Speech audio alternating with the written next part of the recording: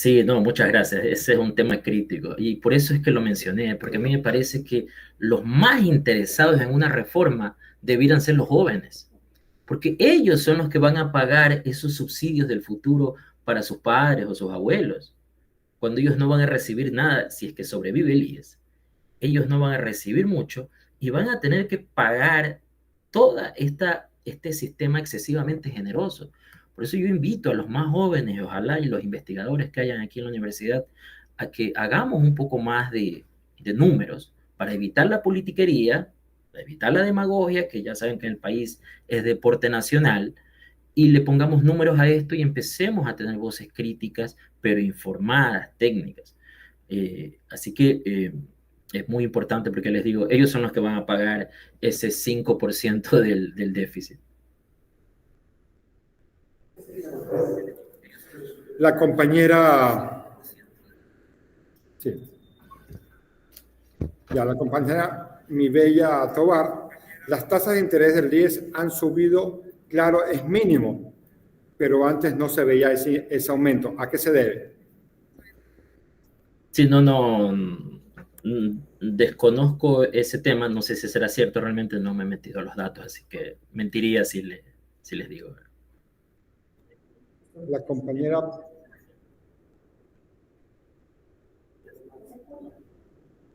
ya.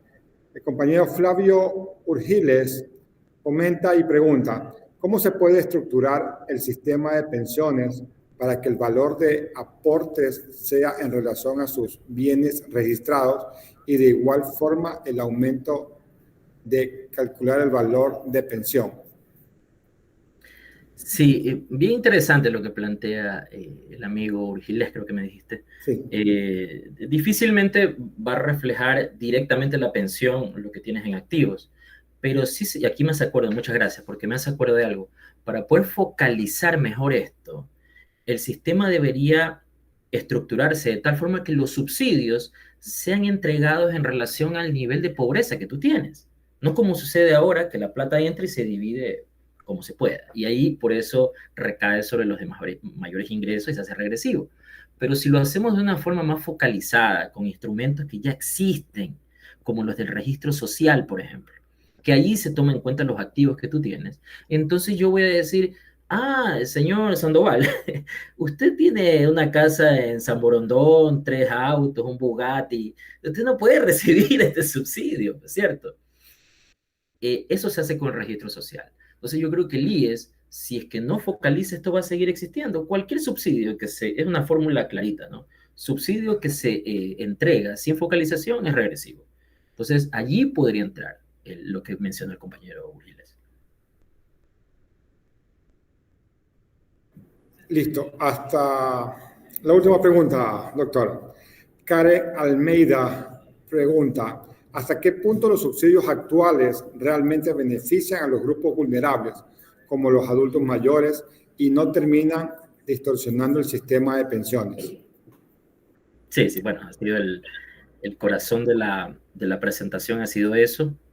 Los subsidios nuestros son, vimos en las diapositivas, ¿no? Son generosísimos a nivel internacional, son generosísimos si los comparamos con otro tipo de gasto social que hace el Estado y además son regresivos. Entonces, distorsión le queda corto a lo que tenemos acá en el IES. Igual, le tengo otro porque está buena la pregunta. Dice Orlando Yagual, ¿cómo crean las aportaciones y los jubilados con respecto al trabajo por horas? Son las nuevas preguntas que se están moviendo en el entorno político. Sí, honestamente no conozco tanto el tema. Algo se trató porque hay una forma de tratar los ingresos parciales o por horas que también genera distorsiones. Se estaba discutiendo eso y la verdad es que hay un montón. Yo mismo he sufrido de eso porque por muchos años, como vieron, yo me he dedicado a la consultoría y he sido afiliado voluntario por la casa. Por la casa mantuve mi afiliación voluntaria para lograr el número mínimo de aporte. Miren lo poderoso que es el incentivo. Por eso digo, para mí esto debería maximizarse. Sin embargo, después entré a trabajar en relación de dependencia, como mencionaste, en el Banco de Desarrollo, estuve el año pasado, y, y resulta que no me suman los ingresos. Entonces yo seguía como voluntario aportando de mi plata y por el lado del trabajo también, y no se sumaron, es decir, regalé esa plata como voluntario. Hay alguna serie de distorsiones así de ese estilo que deberían considerarse, sobre todo, y aprovecho la pregunta del caballero, porque deberíamos estar discutiendo una reforma laboral más potente, una reforma de trabajo por horas y una serie de situaciones, y allí va a ser muy importante decidir cuánto van a aportar estas personas de eso, cuánto va a aportar el empleador, si es que se decide que salga así, y qué beneficios van a recibir ellos, porque no pueden recibir tampoco beneficios completos si solo aportas por un número de horas parcial. Entonces son preguntas interesantes, en este momento no tengo la respuesta. Doctor, le vamos a pedir un favor, de que si tenga un tiempo un poquito más tarde o ya mismo, puede revisar el YouTube. Se me están quedando cerca de 20 o 30 preguntas que le quieren hacer los estudiantes. Denle ¿qué les puedo dar? Mi LinkedIn. Su Les voy a, LinkedIn. lo voy a poner aquí en el chat, el LinkedIn. ¿Podrán verlo o tú lo puedes mandar a YouTube? ¿Cómo hacemos? Sí, póngalo, nosotros se lo proyectamos a los chicos o se lo mandamos a YouTube para que le Solo, puedan hacer cualquier consulta. sí, sí, sí, con gusto, con gusto. Ahorita estoy copiando esto y lo voy a poner en el chat y así lo compartimos para que el resto podamos seguir conversando. No hay problema. Doctor, queremos agradecerle como Universidad Estatal de Milagro por su tiempo y referencia hacia la carrera de economía de nuestra universidad. Queremos pasar a la lectura del certificado digital que le vamos a hacer entrega en público para este efecto. UNEMI, conjuntamente con las jornadas académicas UNEMI y PUNEMI 2025, certifican a Máster José Luis Castillo Urbano en reconocimiento a su destacada participación como ponente de las jornadas académicas de economía en coyuntura y perspectiva económica UNEMI 2025, desarrolladas los días 6 y 7 de octubre, organizadas por la Empresa Pública de Producción y Desarrollo Estratégico y con el aval académico de la Universidad Estatal de Milagro. Firman las autoridades de nuestra universidad, el doctor Fabricio Guevara, la doctora Yesenia Cárdenas, directora académica, y las autoridades también de la empresa pública. Doctor, muchísimas gracias por acompañarnos en estas jornadas. Le comento que mañana va a estar la directora del INE, Eva María, compañera suya, va a estar también acompañándonos, va a estar acompañándonos acá en la universidad. Tenemos ponencias, tenemos dos carreras acá. La carrera de economía online, que la están los compañeros, y la carrera de economía presencial. También estamos desarrollando presencialmente las jornadas estos 2 días y Eva María va a venir mañana a la universidad. Presencial. Ya, perfecto. Intentaré estar por allá. Muchas gracias, Juan, y a Pasen todos, bien. felicitaciones por el evento.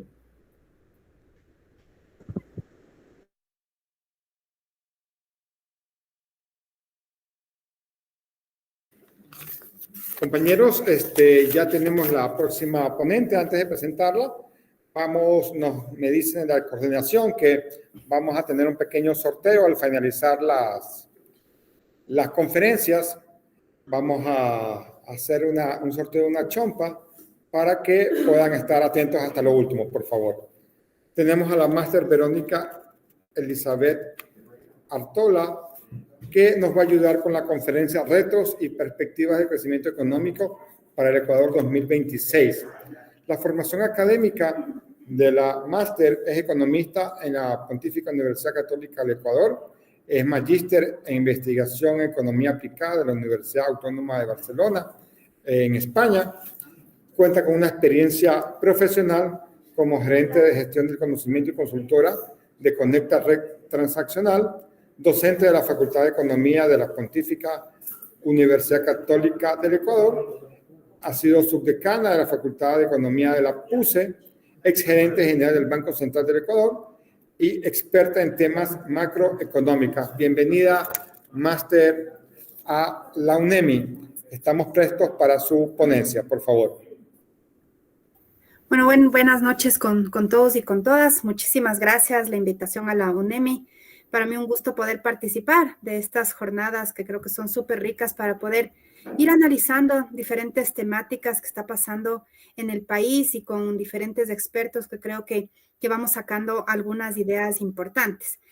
Yo les voy a hablar desde un tema macroeconómico, que es lo mío, y que creo que en este momento también es importante ir analizando. Y voy a permitirme compartir con ustedes mi pantalla. Un segundo nada más. Entonces, no sé si me pueden confirmar si están viendo, por favor. Perfectamente. Gracias. Entonces, yo quiero partir desde un tema, digamos, social, porque a veces los economistas, el problema que tenemos es que nos quedamos con los datos fríos del crecimiento económico, de la reserva internacional, de la tasa de interés, pero no entendemos o no queremos a veces ver que detrás de esas variables estamos las familias, están las personas, están justamente aquella madre de familia que tal vez no encuentra trabajo, aquel joven que está desesperado y que esos efectos realmente se están viendo como una de las cosas más importantes que creo desde la academia tenemos que seguir analizando. Y en esa línea, ¿cuál es, digamos, el escenario para este último trimestre del año 2025? Entendiendo que además tenemos un paro de por medio, que si bien en las grandes ciudades tal vez no se siente tanto, sí nos está ya generando problemas con el tema del desabastecimiento de ciertos bienes y ciertos servicios, o el tema de la inseguridad, que realmente es un problema transversal que tenemos que analizarlo y ver con esa perspectiva cómo vamos a enfrentar el año 2026. Entonces, con esto yo sí creo que primero, a mí lo que me interesa es ver este rostro de la situación económica del país para que todos estemos súper claros de cuál es el piso que estamos enfrentando en este momento y a partir de eso tal vez tratar incluso de generar política económica, generar investigaciones que puedan cambiar la realidad de esta situación en el Ecuador. Y algunos datos que nos deben llevar a la reflexión con información al año anterior, a diciembre del 2024, del INEC, vemos que 3 de cada 10 ecuatorianos viven en niveles de pobreza por ingresos. Pero si nosotros analizamos la pobreza multidimensional, que quiere decir que la población tiene privaciones simultáneas en educación, en salud, en trabajo, en vivienda, y esto a su vez tiene alguna incidencia en la productividad y acceso a condiciones dignas, lamentablemente son 4 de cada 10 personas que viven esa situación. Para los que estamos aquí, que manejamos algo de datos, economistas, matemáticos, estadísticos, sabemos que lamentablemente muchas veces el promedio nos oculta la realidad nacional o nos oculta ciertas particularidades. ¿Y por qué digo esto? Porque si esa pobreza multidimensional no vemos el promedio, si no solamente analizamos el tema rural, lo que vamos a ver es que 7 de cada 10 personas con datos al año 2023 viven en pobreza multidimensional. Entonces, a veces, claro, entender esas protestas también sociales por estas carencias que tienen esa población, también es importante ir analizando. Y atado a eso, otra variable que tenemos que analizar es el empleo. La informalidad en el Ecuador ya supera el 58%. Eso quiere decir que 6 de cada 10 ecuatorianos estamos trabajando en la informalidad. Y visto el otro lado de la moneda, solamente 3 de cada 10 ecuatorianos tenemos un empleo adecuado. Ya vamos a ir viendo más adelante cómo esto nos lleva a problemas de justamente inseguridad, que conversábamos hace un momentito, y también a migración, que es muy fuerte en los últimos años. Y si después queremos analizar, ¿no es cierto?, de eso general un poquito un zoom, tratando de ver las brechas territoriales, lamentablemente vemos que estas se profundizan en la Sierra Centro y en la Amazonía. Si vemos cuál es la población que tiene privaciones, que no logra cumplir con las necesidades básicas, cuáles son los temas de inseguridad, etcétera. Vemos las zonas donde está más roja, que son zonas críticas, donde no logramos cubrir esas brechas que necesitan esas poblaciones. Y miren, población o provincias como la de Esmeraldas, que en este momento tiene tantos problemas de inseguridad, también de alguna manera podemos ver que son temas de falta de estas oportunidades de esa población. Y otra realidad bastante digámoslo así, complicada en el país, en las provincias en donde extraemos el petróleo, donde en teoría deberíamos tener más ingresos, son las provincias más pobres de este país, como las amazónicas. Entonces, creo que son elementos que sí tenemos que ir analizando a nivel nacional. Y con eso, viendo este rostro de la economía, que detrás estamos personas de carne y hueso, no son números fríos, también ya tratando de ver algo de esos números, podemos identificar que desde que estamos dolarizados, en el año 2024 fue el tercer año en que la economía decreció de manera endógena. ¿Qué quiere decir esto? Si ustedes ven en este gráfico, en el año 2020 la economía decreció en poco más de 9%, pero fue por un problema externo, fue la pandemia, bien o mal llevada la economía, eso podemos discutir en otro momento, pero estos son los datos. En este año 2016 fue un tema del terremoto y tuvimos esos decrecimientos. Pero en cambio, en el año 2024, un decrecimiento del 2% fue ¿por qué? Por declaración de guerra interna en enero, por crisis energética a finales del año, por problemas de la subida del IVA que generó un decrecimiento del consumo de los hogares y que en el Ecuador, yo siempre lo digo cada vez que tengo oportunidad de conversar de estos temas, el 65% del PIB de la economía ecuatoriana se mueve en función de lo que hagan las familias. Entonces, si yo no consumo tanto, la economía también va a decrecer. ¿Y cuál es el problema de estos datos? Que justamente ahí es más difícil ir tratando de sacar a la economía, a la interna, adelante. Porque si tengo un factor exógeno, algo trato de mejorar y ya. Pero cuando es interno es más complicado. Entonces, con todo eso, las proyecciones para el crecimiento del año 2025 es que vamos a cerrar, el Banco Central dice con un 2,8% y estos organismos internacionales que ustedes ven dicen un poquito menos. Pero todavía sigue siendo un crecimiento menor al crecimiento de la población, lo que implica que todavía no podríamos subsanar todas esas demandas que veíamos hace un rato, cómo mejoramos niveles de pobreza, desigualdad, etcétera. Y aquí solamente para que ustedes vean un gráfico así rápidamente, que no es para entrar a tanto a profundidad, pero esta interconexión que tiene la economía, podemos ver en este gráfico la relación que tienen los shocks endógenos y cómo afectaron a la economía. Entonces, en estas líneas rojitas, ustedes pueden ver esa interconexión de las exportaciones con las perspectivas, con la situación eléctrica, etcétera, que nos iba generando este problema que les decía hace un poquito de decrecimiento endógeno. Entonces, con todo eso y avanzando un poco más, ¿cómo está ya la economía ecuatoriana en el sector real? La buena noticia tal vez es que de tener un año 2024 con el decrecimiento del 2% que veíamos, lo que hemos tenido ahora ya es un repunte de la economía. Yo aquí soy un poco más cauta desde el punto de vista ya incluso académico, revisando los datos. No sé si necesariamente es por una política económica impulsada por parte del gobierno de turno o es por un rebote. Yo realmente me decanto más por lo segundo, porque durante estos últimos meses, además, teniendo un año 2025 electoral, donde teníamos mucha incertidumbre, más fue la sensación, eso, ¿no? De un rebote, de que ya estuvimos muy mal el año 2024 y empieza a crecer. Yo revisaba justamente este fin de semana datos de la propia ministra de Economía y publicada en la cuenta X del presidente de la República, que hablaban de que las ventas están creciendo, de que finalmente los sectores económicos están creciendo. Sí, pero como digo, lo importante es analizar qué otras cosas podemos hacer para que ese crecimiento se mantenga y no sea solamente un rebote de este año 2025. Informalmente, o digamos, sí, el gerente del Banco Central hablaba de un crecimiento del primer semestre de un poco más, o casi 2,8%, 3%. Tendremos datos oficiales de este 15 de octubre. Veamos cómo va evolucionando la economía.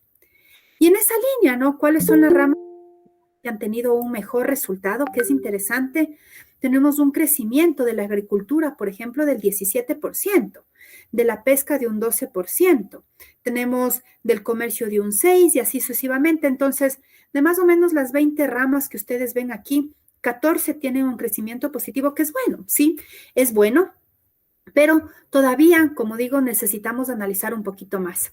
Y a propósito de eso, el tema es, si yo tengo problemas fiscales, que ya los vamos a ir viendo más adelante, si yo todavía no reactivo la economía de una manera sostenida, hay un gráfico que a mí me gusta poner mucho y que es este de aquí, que ya me regreso un poquito a lo otro.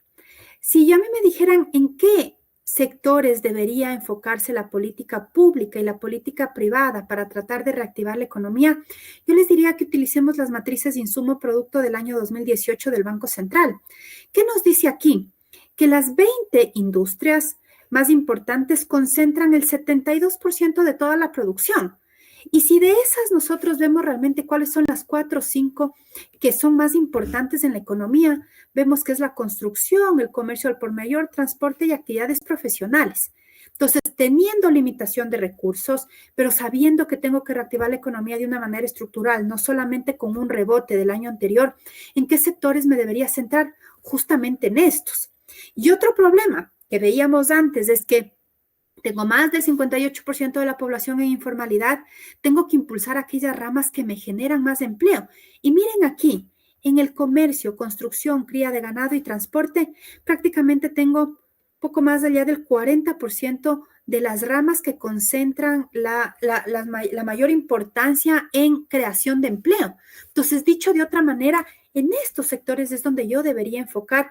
Primero, yo creo que la política pública es clave, poner el primer ladrillo o la primera piedra para que luego sea el sector privado el que empiece a trabajar. ¿Por qué? Porque 8 de cada 10 empleos lo genera el sector privado, no lo genera el sector público, pero sí es importante que el sector público pueda generar esta estabilidad, tratar de dar una señal positiva de cómo la economía puede ir creciendo. Pero la mala noticia, por así decirlo, y me regreso, es que de acuerdo a las proyecciones que tenemos, en los próximos 4 años la economía ecuatoriana apenas va a crecer en un 1,5%. Entonces, insisto, no es suficiente, no nos permite poder cumplir y satisfacer las necesidades que tiene la población y es ahí donde necesitamos una política económica pensada, eso sí, desde lo macro, mucho más activa. Y atado a eso es que en los últimos 5 años, lamentablemente, como les mostraba en la primera o segunda lámina, es que la calidad del empleo se ha deteriorado en los últimos años. Si nosotros vemos, por ejemplo, el empleo adecuado en el año 2017, era prácticamente el 38%, a la fecha por ahí estamos. Pero el problema, la verdad, más serio que yo siento es la informalidad. La informalidad pasa del 46,7% al 58%. Entonces es ahí donde tenemos que pensar qué podemos hacer para generar empleo de calidad. Y ahí nos trae un dato bastante alarmante, por no decirlo menos. Si yo no tengo empleo, si estoy viviendo la inseguridad, si me pongo un negocio porque no logro conseguir un empleo formal, pero al día siguiente o al mes siguiente me vacunan, soy víctima de las extorsiones, yo prefiero irme de este país que no me está dando oportunidades. Y eso estamos viendo justamente en este gráfico que es el ingreso por remesas. Miren lo que tenemos al primer trimestre del año 2025. Solo el primer trimestre son 1.700 millones de dólares en remesas. Si nosotros vemos todo el acumulado del año 2024, recibimos alrededor de 6.400 millones de remesas, el más alto desde que estamos dolarizados. Miren aquí, comparando todos los primeros trimestres, igual, este año es el más alto. Es triste decirlo, pero yo lo he dicho públicamente, el mayor producto de exportación de los últimos años en el Ecuador ha sido las personas, porque las personas son las que se están yendo y lamentablemente trayendo como consecuencia también una serie de dramas familiares complejos. Y lo que hemos tratado de impulsar en el Ecuador es no solamente este gobierno, sino los últimos gobiernos, es atraer la inversión. Y hablamos de que en el Ecuador vamos a tener una inversión extranjera directa que nos va a cambiar totalmente el rumbo y que ahora sí vamos a crecer. Pero miren, contrariamente, a mí me gusta presentar estos dos gráficos de la mano.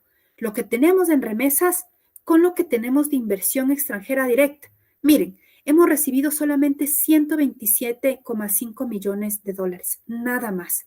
1.700 de remesas frente a 125 de inversión extranjera. Entonces, no hay ni punto de comparación.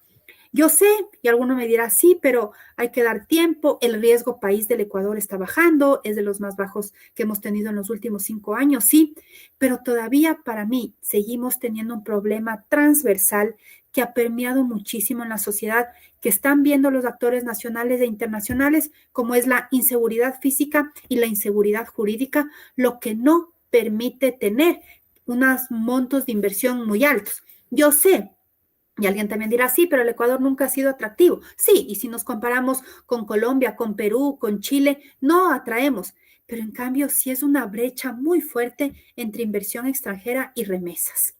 Entonces, con todo esto, también no podemos desconocer que en el Ecuador vivimos un problema fiscal muy serio que de alguna manera también está relacionado con esos problemas en economía real, en el PIB, en el crecimiento, en las remesas, etcétera. Y este problema estructural del sector fiscal no es de ahora, lamentablemente, ya venimos arrastrando años de años en el país. Para darles algunos datos y que no les quiero cansar, pero creo que es importante, en este año 2025 ha sido muy fuerte la presión por obtener liquidez. Si nosotros analizamos los últimos 15 años, este año 2025 es el de mayor déficit o el del tercer mayor déficit durante los últimos 15 años. No se puede comparar o ni punto de comparación, por así decirlo, pandemia. Obviamente, vivimos un momento súper difícil ahí y tuvimos este déficit. En el año 2017 también por algunos problemas internacionales. Pero ahora, ¿por qué? Porque tuvimos sobre todo un montón de bonos que se dieron entre los meses de marzo y abril. Si bien se incrementó el IVA, eso sirvió básicamente para reemplazar algunos ingresos artificiales del presupuesto que lo vamos a ver un poco más adelante. Hay un problema muy fuerte en el Ecuador, estructuralmente fiscal, que son los atrasos. ¿Qué quiere decir los atrasos? Como yo he estado, no tengo suficiente plata, dejo de pagarles a mis proveedores. Entonces, no pago. Y este año 2025 es los niveles de atrasos más altos desde el año 2008. Más o menos bordean los 2.000 millones de dólares. Yo decía a mis alumnos de la Universidad Católica, si es que lograríamos algo de esos 2.000 millones, empezar a transaccionar a la economía, yo creo que sería muy importante para recuperar el canal de pagos y algo también reactivar a las familias que veíamos hace un momento. Entonces, ¿cuál es la génesis de esta situación fiscal actual? Y estas diapositivas tomadas de una presentación que hizo en su momento el presidente del Colegio de Economistas de Pichincha, Juan Carlos Salvador, que hablaba de estos elementos, ¿no? Hay una condición histórica. Hemos cambiado la priorización del gasto. En esta línea amarilla ustedes ven el gasto de nómina, que si bien ha bajado en nuestros últimos años, ha generado, por otro lado, que el servicio de la deuda pública aumente. A partir de la pandemia tuvimos que volvernos a endeudar de una manera importante. Las condiciones de endeudamiento también han cambiado. Hemos pateado plazos, pero con tasas de interés que también se ha tratado de mejorar. Pero en el ciclo de la elaboración de la proforma presupuestaria hemos tenido una serie de complicaciones también. Yo creo que hemos sido muy malos para planificar. También tenemos unas rigideces legales muy fuertes y eso no ha permitido que podamos tener unas finanzas públicas sanas. Por ejemplo, hay algunos supuestos inconsistentes. Yo me quedo con este año 2025, por ejemplo. Se estima que hasta diciembre del 2025, ya estamos octubre, podamos concesionar el OCP. Yo no he visto negociaciones y en teoría vamos a tener alrededor de 500 millones de dólares por eso. Se espera hacer una renegociación súper grande con los contratos petroleros y tener más allá de 3.000 millones de dólares. No lo tenemos. Entonces son esos supuestos inconsistentes que nos hacen que nuestro déficit se vuelva más complicado. Hemos tenido ingresos sobreestimados. ¿Por qué? No solamente este gobierno, el gobierno presidente Lazo, el presidente Moreno, hablaban, ¿no es cierto?, por ejemplo, de vender el Banco del Pacífico, que no lo hemos hecho. Este gobierno, en el anterior periodo, dijo que iba a vender el Caposacha, que se cayó, y hay algunos ingresos que no hemos logrado identificar. Entonces, imagínense, solamente ahí hemos tenido una brecha. Algunas fuentes de financiamiento que se han pensado que vamos a obtener, sobre todo de deuda externa, y no lo hemos logrado, justamente por los temas de riesgo país. Entonces son todos estos elementos, que lo que yo quiero que se quede como mensaje es que lamentablemente este ciclo presupuestario, este ciclo que yo siempre hablo de las finanzas públicas, que está engranado entre planificación, la proforma, el seguimiento, la ejecución y tal, ha sido muy complicado de hacer. Y ahí, ¿no es cierto?, algunos elementos que son importantes, y me voy a esta lámina para regresar. Miren estos recursos artificiales que yo les decía. Entre año 2023, 24 y 25, hemos planificado que íbamos a recibir 7.482 millones de dólares. ¿Cuánto hemos recibido? 600.000 dólares. Eso significa un nivel realmente de ejecución o de cumplimiento del 0,001%. Entonces, obviamente, si espero 7.000 y recibo 600, claro que voy a tener una brecha muy fuerte para poder cubrir. Y eso después va impactado también en lo que yo voy a poder gastar, en las obras que voy a poder ejecutar, en los cumplimientos que yo voy a poder tener. Y en esa línea, justamente con estos problemas en la elaboración de la proforma, he tenido que ir viendo qué puedo hacer, cómo voy mejorando estos elementos y qué puedo ir cambiando. Y hay algunos temas que sí deberíamos ponernos a pensar y cómo vamos cambiando, ¿no? Por ejemplo, estos temas de los subsidios. Ya el presidente se arriesgó, lo hizo desde el punto de vista fiscal macro que se tenía que hacer, por supuesto que sí, eliminar el subsidio al diésel, ¿quién se está beneficiando realmente de eso? Pero claro, ¿cómo compensamos por otro lado? Yo no estoy de acuerdo de que elimino 1.200 y 1.200 tiene que irse en bonos. No, tengo que pensar qué hago, cómo esta estructura de subsidios es mucho más racional. Hay un elemento que yo creo que es súper clave, que les dejo estas ideas, pero no me quiero detener por el tiempo, pero hay una idea que a mí sí me interesa mucho, que es el tema del gasto tributario. ¿Cuánto realmente este gasto tributario está beneficiando a todo el país en su conjunto? ¿Y qué significa el gasto tributario? ¿Cuánto deja de percibir el Estado por temas de exoneración de impuestos? Por ejemplo, hay la ley fronteriza, entonces que te dice, si tú haces negocios en las provincias fronterizas, te exonero de impuesto a la renta. Si haces tal cosa, te exonero y así sucesivamente. ¿Cuánto es lo que dejamos de percibir por gasto tributario en el Ecuador? Alrededor de 3.500 millones de dólares anuales. Imagínense si el gobierno plantea, que yo siempre lo digo, una reforma tributaria pensando justamente cómo ir eliminando ese gasto tributario y de esos 3.500 logremos coger 2.000, 1.500, ya sería también un ingreso bastante importante. Entonces, aquí tenemos algunos ingresos tributarios no permanentes que yo les decía que hemos tenido, que han sido ingresos artificiales que por una sola vez, pero que no vamos a lograr poder mantener. Hemos tenido retenciones a grandes contribuyentes, a utilidades y bancos de cooperativas. Todos estos ingresos no permanentes el año pasado, 2024, fueron casi de 2.500 millones de dólares. Pero ahora ya no lo tenemos en el 2025 y por eso la necesidad del presidente también de eliminar el subsidio al diésel, de algunas otras revisiones que hizo, algunos impuestos a las mineras, etcétera, porque si no, de ese déficit que este año está programado que sea alrededor de 6.000 millones de dólares, podría ser mucho más y contando unas necesidades de financiamiento de más de 11.000 millones de dólares. Entonces, esto lo que nos genera también es problemas, como les decía, en estos ingresos. Con corte a junio, por ejemplo, teníamos estos ingresos ya programados por transferencias de capital o inversión, que es básicamente el tema de Sacha, algún otro tema, endeudamientos, por 3.500 millones y solamente ha sido 725. Entonces, lo que les quiero decir con esto es que lo que sí es un problema, que no vamos a tener esos ingresos. Pero por otro lado, y ya lo comentaba el ponente anterior, ¿no? José, que el IES está en un problema y miren quién está financiando el presupuesto general del Estado. Es justamente el IES a través de la compra de bonos del BIES. Estaba estimado tener 5.500 en todo el año y ya para junio se han comprado el 81%. Entonces, estamos hablando de que está frágil nuestra seguridad social, que tal vez no tiene todos los ingresos, etcétera, pero si le obligan o si tiene que financiar este presupuesto. Entonces ahí es unos problemas estructurales bastante complejos. Y el problema adicional, por ese otro lado, si tenemos esos ingresos que no nos entran, mal tal vez planificado, etcétera, es que no gasto en lo que debería gastar. Miren aquí, que es otra de las cosas también complejas.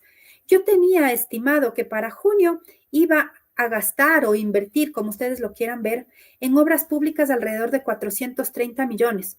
¿Cuánto realmente he devengado? ¿Cuánto he utilizado de eso? 45 millones. Eso quiere decir el 10%. Y si es junio, por lo menos debería ser el 50%. Entonces ahí es cuando entran también los cuestionamientos. Y yo como ciudadana me cuestiono. Vemos que los hospitales no tienen los insumos, vemos que estamos con una ola de inseguridad brutal, pero ni siquiera gastamos la plata que tenemos. ¿Por qué es? Porque no sé, porque me da miedo, no sé, o sea, habría que preguntarnos qué está pasando. Miren aquí, en bienes y servicios 6%, en el plan anual de inversiones 6%, entonces sí necesitamos también pensar, ¿no es cierto?, cómo mejoramos esos elementos. Y para ir concluyendo algunos retos y algunas perspectivas que yo creo que tenemos pensando para el 2025, cierre y 2026. Yo creo que la sostenibilidad fiscal no se logra de manera inmediata. Se tiene que pensar en un tema integral. ¿Cómo hacemos que la economía crezca, que esta economía, lo macro, yo siempre digo, permea lo micro, que permita que la gente pueda tener un trabajo estable, tenga ingresos, permita gastar más y así sucesivamente? Si yo consumo más, también puedo recaudar más impuestos y las empresas van a tener más también beneficios y va a moverse el dinero, etcétera. Entonces, esos elementos hay que pensarlos. ¿Cómo, ya desde el punto de vista público y privado, hago inversión en capacidades? ¿Cómo realmente mejoro las obras de infraestructura, vías, transporte, agua potable? Y esto a su vez me lleva a este crecimiento económico. Hay una cosa importante que yo les decía, este tema del gasto tributario. Perdón, no se ve muy bien, pero en este gráfico, ¿qué quiero mostrar? Ya les decía yo, casi 3.500 millones de dólares que dejamos de percibir en un estudio justamente realizado en el año para el 2011 y 2012, se ve quiénes realmente se están beneficiando de este gasto tributario por deciles. Entonces, en la barrita azul ustedes ven los deciles más pobres y en la barra ploma los deciles más ricos. Miren, por ejemplo, en salud, ¿quién se está beneficiando de ese gasto tributario? ¿Por qué gasto tributario? Porque recuerden que la salud paga 0 IVA. Pero ¿quién realmente se beneficia? Es el 53%, perdón, más rico de la población. En educación es una cosa más compleja. El 71% de los más ricos se están beneficiando de la educación.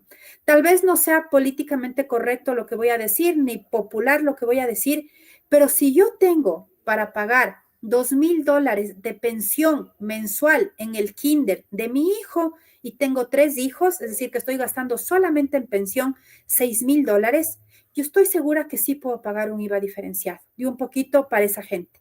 Y con esos ingresos, de esos IVAs diferenciados de educación de la gente que tiene esa capacidad de pago, puedo financiar la educación pública, que sea de calidad y que tenga los insumos que necesitan. Lo mismo la salud, el transporte, etcétera. El tema de bebidas alcohólicas, miren, yo sé, pero que hay muchas exoneradas y tal.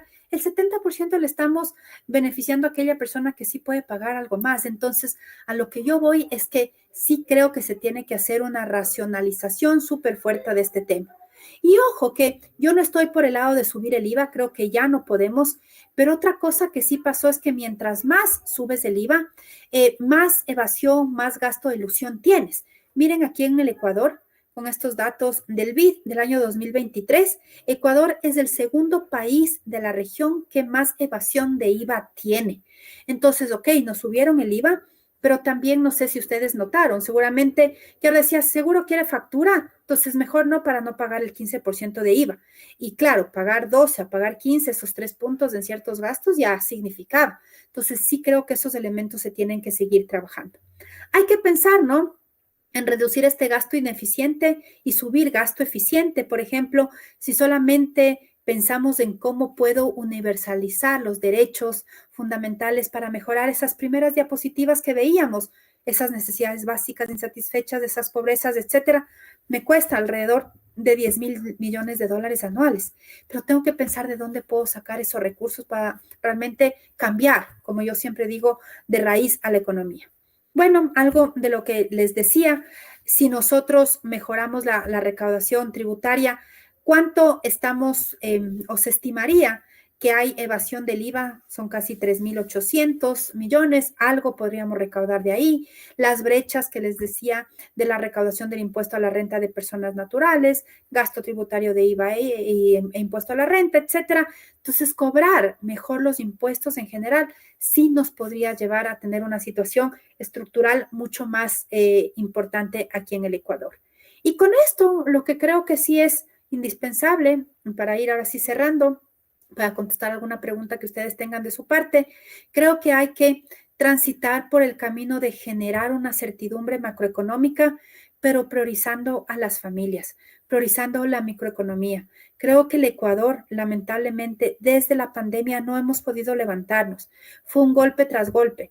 Tuvimos el paro del 2019, que ya fue duro, pandemia del 2020, otra vez paralizaciones en el año 2022, crisis energética en el 2024, crisis política en el 2023 y la inseguridad física de una manera brutal desde el año 2024. Entonces, todo eso ha hecho que las familias cada vez nos sintamos más vulnerables, más desprotegidas y con menos opciones de crecimiento económico. Entonces, creo que ahí es donde realmente el gobierno y la academia podemos jugar un papel importante.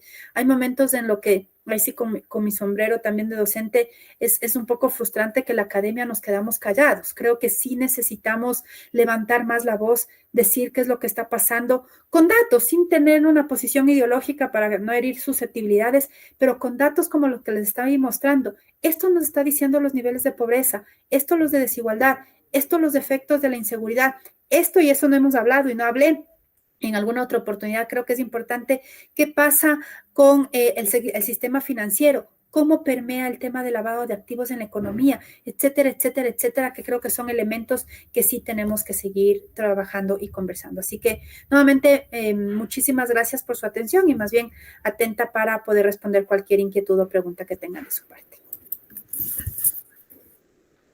Máster, muchísimas gracias por su presentación.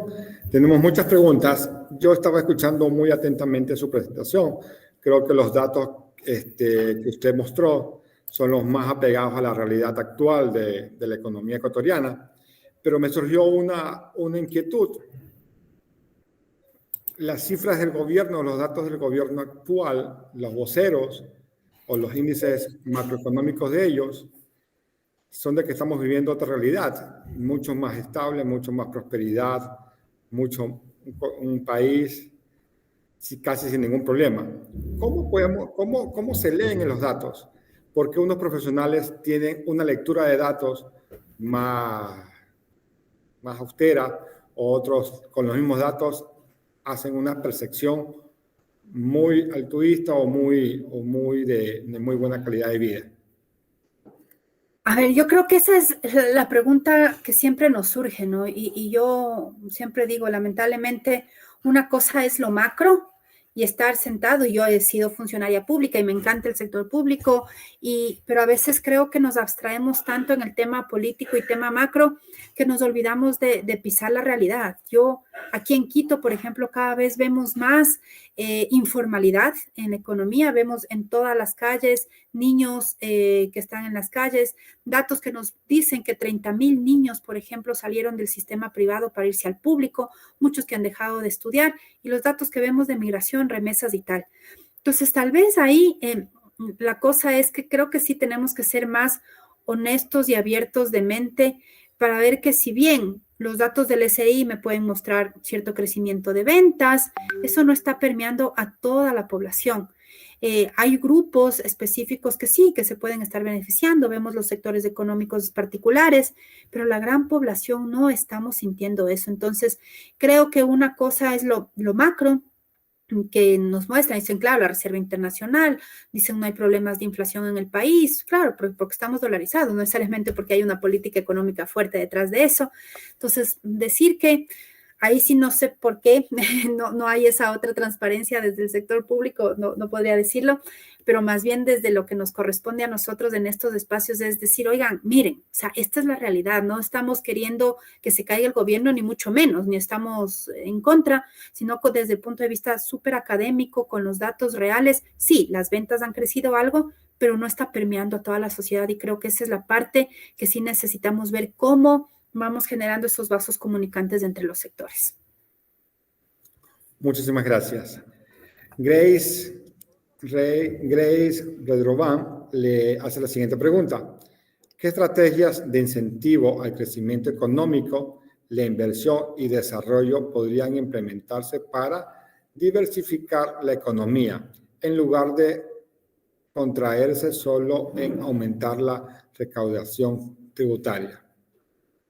A ver, yo creo ahí sinceramente como que dos o tres elementos importantes. La primera es que si no transmitimos y no recuperamos el tema de la confianza en el Ecuador por la inseguridad física e inseguridad jurídica que les decía hace un momento, va a ser bien difícil poder diversificar, poder tener inversiones ni nada. Si yo, como les decía, creo que todos hemos conocido personas en las que tienen su negocio y les vienen a vacunar. Entonces, si yo tengo esa percepción, ¿cómo voy a invertir? Entonces, creo que el trabajo ahí del sector público es súper importante poder generar esta confianza en la seguridad física y lo mismo en la seguridad jurídica. No puede ser que de los mismos digamos, altos mandos, por no decir otra cosa, se incumpla cierta normativa, cierta constitucionalidad. Hemos visto lo que están pasando con las nuevas normas, que se caen por inconstitucionales, etcétera. Entonces, si yo quiero hacer una inversión grande, digo, chuta, no sé. Y ahorita yo creo que el Ecuador entra en un periodo de otra vez estar en neutro, porque no sabemos si va a haber o no una asamblea constituyente. Ojalá que no, es que ya está de una dada. Pero hasta no saber eso, no sé cómo van a cambiar las reglas de juego. Entonces, ¿qué tal que ahora digan todo las petroleras van a ser públicas, por decir algo, todas las inversiones de los sectores naturales no renovables? Entonces digo, hasta eso yo no voy a invertir. Entonces, a lo que voy con la pregunta y gracias, es que más allá de cuáles, qué estrategias puntuales para diversificar, creo que necesitamos dar eso.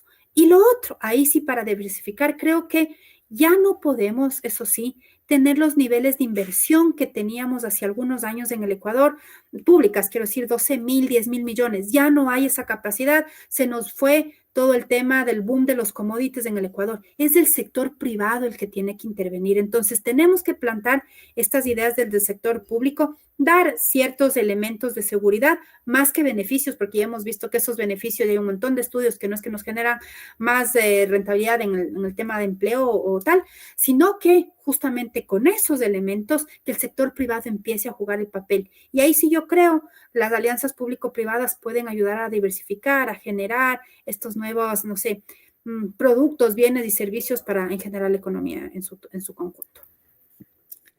Gracias, Máster. Alan Egas ha puesto la misma pregunta varias veces, entonces le vamos a prestar atención. ¿Qué mecanismos concretos propone para garantizar seguridad jurídica en minería y energía, los commodities del Ecuador, balanceando inversión y derechos sociales?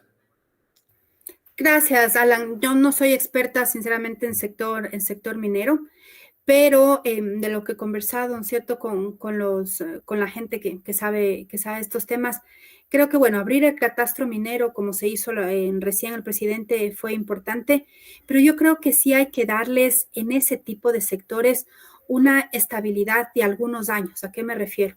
Tú cuando haces prospección minera no es que mañana encuentras la veta de oro y ya desde el próximo año empiezas a exportar y se acabó y genial.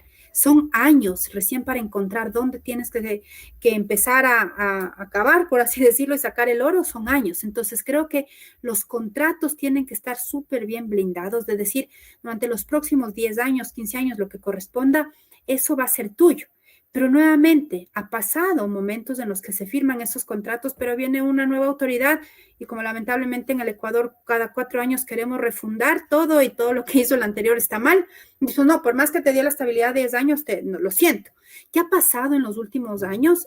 Si vemos los datos de balanza de pagos, que ha habido una salida de recursos del sector minero más que entrada, porque estaban asustados, entonces dijeron, lo poco que tengo, las regalías empiezo a sacar. Entonces, ¿qué hacer? Yo no veo otra cosa que blindar bien los contratos, recuperar esta seguridad jurídica, lo que los mineros o los petroleros saben decir, más que darme beneficios, o sea, ponme las reglas de juego claritos que no me vas a cambiar durante los próximos años y eso para mí es suficiente. Entonces, tal vez por ahí alguna cosa, Alan, ya te digo, no soy más experta, pero creo que tener esa claridad podría ser importante.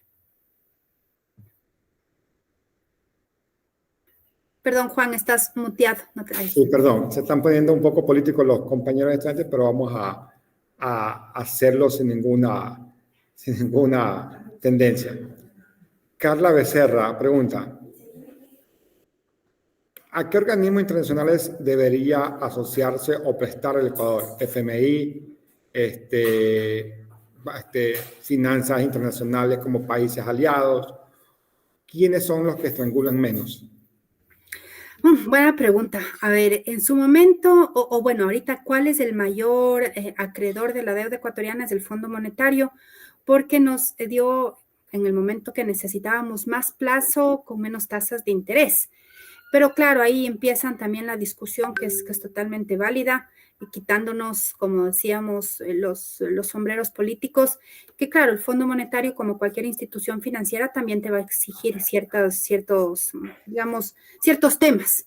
Entonces, ahí lo que sí creo que tarde o temprano, por el perfil de deuda que tenemos en este momento, nos va a tocar renegociar. Y si a mí me dices ahorita qué deberíamos hacer, yo creo que hay que seguir bajando el riesgo país con señales, como quiera que sea, para salir a emitir al mercado internacional.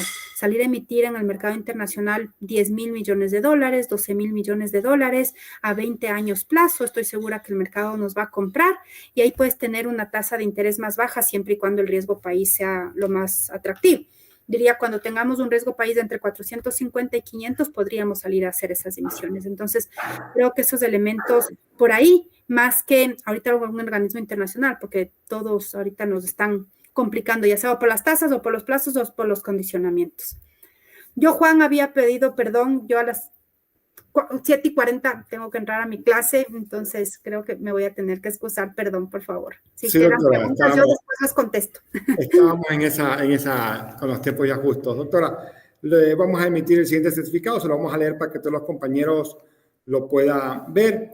La Universidad Estatal de Milagro otorga el siguiente certificado a la máster Verónica Elizabeth Artola, en reconocimiento a la destacada participación como ponente de las segundas jornadas académicas de economía en coyuntura y prospectiva económica UNEMI 2025, desarrollada los 6 y 7 de octubre del 2025 con el aval universitario de la Universidad Estatal de Milagro. Firman las autoridades de la universidad. Máster, muchísimas gracias. Sé que estamos apuraditos con el tiempo y la esperamos verla en una próxima oportunidad. Seguro, no, más bien muchísimas gracias a todos por su atención y gracias, Juan, y a UNEMI por esta invitación. Seguro en otra próxima ocasión seguiremos conversando. Que tengan una excelente noche y excelentes jornadas. Pase bien, hasta luego. Compañeros, vamos a entrar ya a la recta final de la jornada de hoy. Tenemos al último participante de la ponencia con dos cositas que les quiero decir. Una, hagan llenado de la lista de asistencia que está anclado en el YouTube para que puedan validar la asistencia de hoy día. Y dos, apenas termina la conferencia del doctor Galvis, vamos a hacer el sorteo de un premio que tenemos para todos los presentes hoy día. El doctor Alejandro Galvis Correa tiene una formación académica de ingeniero financiero de la Universidad de Medellín de Colombia. Es máster en estadística aplicada de la Escuela Politécnica Nacional cum laude. Es PhD en modelación matemática y computacional científica de la Universidad de Medellín y también cuenta con otro PhD de economía y desarrollo por medio de la Flaxo Ecuador. La experiencia profesional del doctor Alejandro: es docente de la Escuela de Ciencias Físicas y Matemáticas de la Pontificia Universidad Católica del Ecuador, la PUCE, docente e investigador de la Escuela de Ciencias Físicas y Matemáticas de la Universidad de las Américas, docente investigador del Departamento de Ciencias Exactas de la Universidad de las Fuerzas Armadas ESP. El doctor Alejandro Galvis Correa nos va a ayudar con la ponencia Más allá del agente representativo, la frontera de la macroeconomía y en la nueva era digital. Muy buenas noches, doctor Galvis. Buenas noches, Juan. ¿Cómo estás? ¿Me escuchan ahí? ¿Me confirman si me están escuchando? Sí, muy bien. Ya, chévere. Voy a por aquí a compartir pantalla para la presentación. Un segundito, por favor. A ver, por aquí. Ya, me confirman si están viendo mi pantalla en 3, 2, 1. Perfecto. Creo que la están viendo, ¿sí? Sí. Me confirman. Si están viendo todo, ¿ya? Perfecto. Vale, amigos. Bueno, entonces una muy buenas noches con todos. Gracias por la invitación. Muchachos, entonces vamos a conversar un poco. ¿Cuáles son los problemas que tenemos actualmente en la macroeconomía? ¿Y cómo estamos intentando resolverlo a partir de todos los desarrollos computacionales que se vienen haciendo? O sea, no cabe la menor duda que estos elementos involucran la parte econométrica. Es que inclusive desde ahí se parte toda la estructura que vamos a conversar el día de hoy. Pero, ¿cuál es el agente representativo? O sea, nosotros el problema de la macroeconomía moderna lo podemos ver desde varias perspectivas. O sea, por un lado, podemos atacar desde el ámbito del tiempo, ¿sí? Es decir, trabajar con modelos continuos, con modelos discretos. Podemos trabajar o solucionar un problema a través de un ámbito estático, ¿sí? Por ejemplo, los modelos ISLM son totalmente estáticos, ¿ya? Podemos abordar la solución de los problemas macroeconómicos, o al menos el tema de distribución, el tema de comprender el desempleo, la inflación, el crecimiento, o sea, los shocks que tenemos nosotros en el PIB. Podemos también trabajarlo desde un ámbito dinámico, ¿sí? Es decir, los macroeconometristas hemos pasado mucho tiempo tratando de dar explicaciones a los fenómenos que nos cobijan y que son la interacción constante de los agregados económicos. Pero, ¿qué es lo que ocurre? Durante más de aproximadamente unos 50 años, diría que un poquito antes de la crítica de Lucas que hace en los años 70, ¿sí? Se busca solucionar de alguna manera el problema de lo que nosotros denominamos los ciclos económicos, ¿sí? Entonces, Lucas cuestiona la econometría que está detrás de estos modelos macrodinámicos que existían en la época, ¿vale? Y los cuestiona de una manera muy pulsante, ¿sí? Él establece que la forma en que nosotros podemos plantear políticas económicas, ¿sí? Tranquilamente las personas, o sea, los agentes de mercado, podrían reaccionar a esas políticas e inmediatamente invalidar el proceso de ajuste que se quiere realizar. Sin embargo, por allá en el año de 1982, ¿sí? Killian y Prescott le dieron parcialmente la solución al problema. Sin embargo, todos estos modelos que posteriormente surgieron hasta el año 2003, que precisamente es el nuevo consenso, ¿sí? En el cual se establecen los modelos nuevo keynesianos de equilibrio general, que tienen un nombre gigante, pero no es que sea ese modelo, sino que hace parte de una metodología llamada los modelos de equilibrio general dinámico estocásticos, ¿sí? Plantean de que sería la solución y de alguna manera ya la panacea para lo que se veniría en los próximos años. Es decir, que podría intentar predecir la crisis, que tranquilamente nos daba información y podríamos utilizar para política económica, tanto para política monetaria como para política fiscal. Pero resulta, amigos, que desde esa perspectiva nosotros tenemos unos modelos, al menos hasta antes del año 2018, que llevaron al colapso de todas estas economías, mostraron de que podrían haber diferentes perspectivas a la hora de abordar este problema. Nosotros el día de hoy vamos a ver cómo se encadena la solución de este problema, que es el problema del agente representativo, que durante ya desde el año 2008, bueno, creo que antes se venía cuestionando mucho, pero que los macroeconomistas veían que no era necesario trabajarlo porque toda esa macroeconomía estaba muy matematizada. Es decir, los desarrollos y el trabajo matemático que estaba detrás de estos modelos de equilibrio general era hermoso, o sea, era maravilloso. Todo se resolvía, llegaba al equilibrio. O sea, la forma en que se expresaban estas ecuaciones y brindaban una solución era exquisito, o sea, una obra de arte. Pero en la vida real, cuando ocurre la crisis del 2008, detona realmente todos los problemas que tenían estos modelos. Entonces, como menciono, hoy vamos a discutir uno muy particular y vamos a ver cómo este problema se pretende resolver en este momento. O sea, cómo la literatura se ancla a los desarrollos computacionales, a los desarrollos estadísticos y probabilísticos, inclusive aparte de la teoría económica, para comprender del por qué ahora el agente representativo ya es un dinosaurio de la teoría económica moderna. O sea, en otras palabras, ya no debería haber ningún tipo de modelo, ninguno, que se hable de que el agente representativo. Sin embargo, hay otras aristas. La expectativa racional, ¿sí? Los modelos de equilibrio, es decir, si siempre vamos a encontrar un equilibrio único o tenemos múltiples equilibrios, y eso es lo que de alguna manera muy puntualmente lo vamos a discutir. Entonces, todo este colapso, como ya lo estuve mencionando, nos llevó desde el año 2008 a replantearnos alguna serie de modelos en el ámbito muy estructural, ¿ya? ¿A qué nos referimos con esto? O sea, como les comentaba, esto está vinculado con la econometría, pero también está vinculado con la teoría económica. Es decir, que cuando nosotros construimos estos modelos llamados DCG, que háganse de cuenta que son un carro, pero que usted puede tunearlo, ¿sí? Esos son los modelos DCG. Entonces vas a tener una corriente económica que va a trabajar los modelos DCG, pero basado en agentes. Otros van a trabajar la teoría, van a trabajar los modelos DCG, pero desde el ámbito neoclásico, y otros van a trabajar por aquí, y otros van a trabajar por acá, ¿sí? De alguna manera lo que estamos haciendo es tunear un auto. Y hasta ahora la teoría, inclusive los últimos avances que tenemos en los modelos macroeconómicos dinámicos, no nos ha mostrado que lleguemos a un nuevo consenso. Es decir, ahora más que nunca, todo lo que llamamos los macroeconomistas estamos totalmente divididos. No obstante, el hecho de que la inteligencia artificial haya llegado y haya mejorado los procesos de computación, sí nos muestra una luz por allá en ese camino. Y esto es lo que ustedes ven acá. Hay dos modelos muy particulares, ¿sí?, que permiten realmente trabajar los agentes heterogéneos. Entonces ya no hablamos de agente representativo, porque ese es el modelo clásico. Ese es el modelo que fracasó en el año 2008. Ahora hablamos de los famosos modelos Hank.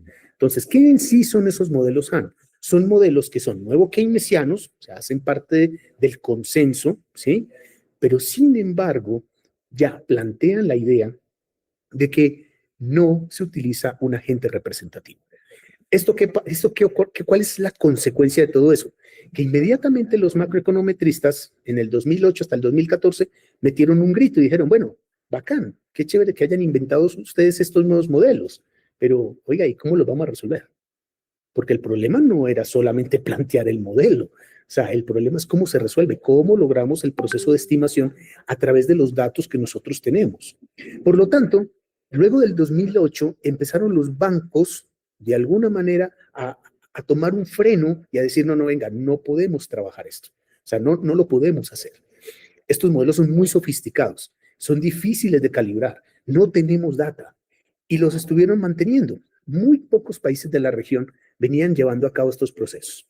Pero no obstante, estos modelos tenían ciertos elementos muy particulares, al menos esta carcasa, o sea, este DSG grandote, esta es metodología, venía con varias opciones.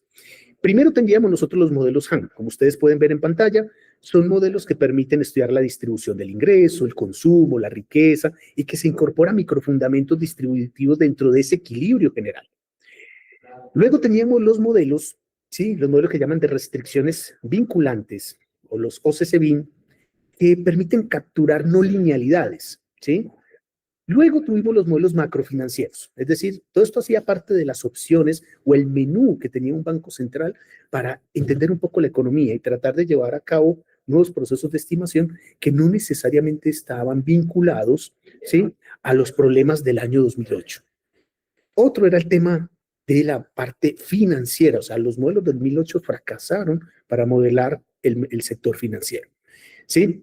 Y resulta que transversalmente venía la estimación bayesiana.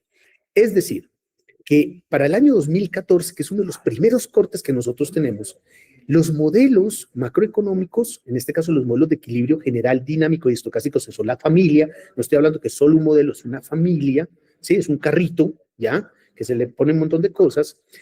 Tenían muchas opciones, había un menú muy grande para que los bancos centrales lo utilizaran. pero teníamos el problema del cómputo. O sea, no podíamos estimar estos modelos.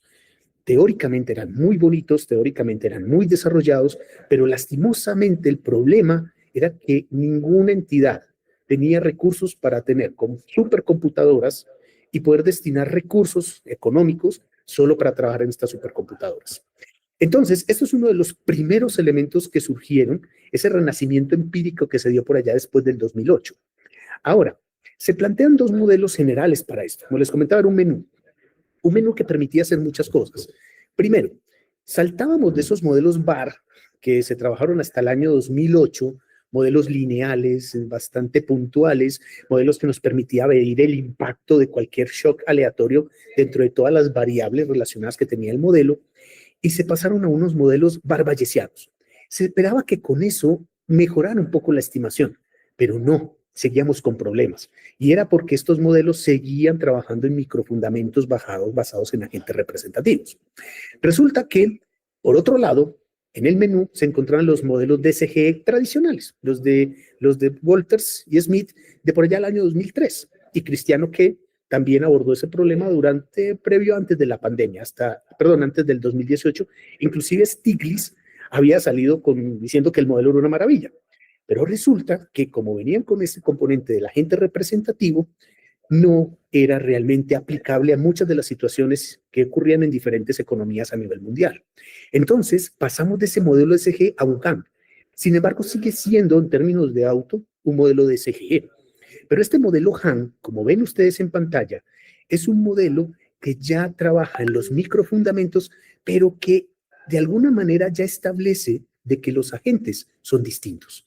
O sea, es decir, que podemos ser dos consumidores, pero tener expectativas totalmente distintas. Pensar, consumir, ahorrar, ¿sí? Inclusive tomar decisiones de inversión o financiación totalmente distintas, ¿vale? Y por esa razón es el esquema que ustedes ven en la parte final de la ecuación de la parte inferior. Ya particularizamos para cada uno de los agentes. Entonces, ya no tenemos esa empresa competitiva como teníamos antes, sí, que maximizaba utilidad, sino que ya tenemos diferentes empresas que pertenecen a diferentes sectores de la economía. Tenemos diferentes personas en los hogares que piensan, a pesar de que tengan las mismas características sociodemográficas, tienen forma de pensar totalmente distintas. Y no solamente desde las expectativas racionales, sino de las condiciones. Y empieza a sonar un término muy conocido, bueno, no sé tanto si ustedes lo han visto digamos, en un módulo de macroeconomía avanzada, que se llama las generaciones traslapadas. Entonces empiezan a meterse una serie de teorías tratando de entender estos elementos que les hacen totalmente heterogéneos a los agentes de una economía, ¿sí? Cuando tenemos ya esto, entonces, teniendo ya este menú, ¿sí? Empiezan los macroeconomistas a tratar de dar una estimación o tratar de resolver el problema de estimación de parámetros, pero basado en tres problemas. La no linealidad que ocasionaba el agente ya no representativo, sino totalmente heterogéneo, y el hecho de que estos agentes ya estaban conectados.